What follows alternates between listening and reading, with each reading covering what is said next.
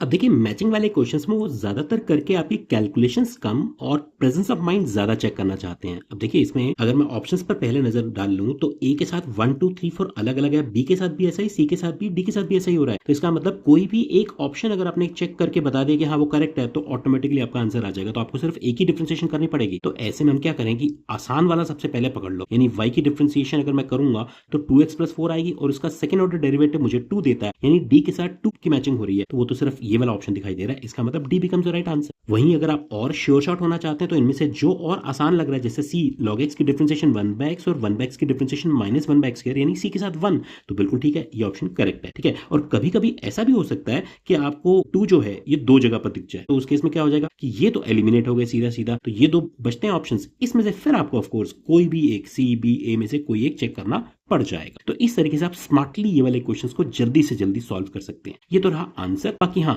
इनकी डिफरेंशिएशन भी समझ लेते हैं एक बार। तो log sin x की डिफरेंशिएशन 1/sin x और sin x का डेरिवेटिव cos x, ये हमने चेन रूल से करा। उसके बाद इसका दोबारा से डिफरेंशिएशन करना, ये फर्स्ट ऑर्डर है, सेकंड ऑर्डर डेरिवेटिव क्या हो जाएगा -cosec², तो ये इसका आंसर हो जाएगा। वहीं अगर मैं इसकी डिफरेंशिएशन करना चाहता हूं तो पहले मुझे इस फंक्शन को थोड़ा सिंप्लीफाई करना चाहिए। क्या करूंगा, e की पावर 1 अलग कर लो और e की पावर log x को आप अलग कर लो। ये तो कांस्टेंट है और e की पावर log x और कुछ नहीं बल्कि x ही होता है। ये हो गया हमारा y। ठीक है, y को भी मैंने सिंप्लीफाई किया है, तो y डैश यानी फर्स्ट ऑर्डर डेरिवेटिव हो जाएगा e और सेकंड ऑर्डर डेरिवेटिव हो जाएगा 0। तो इसका मतलब ये इसका आंसर है।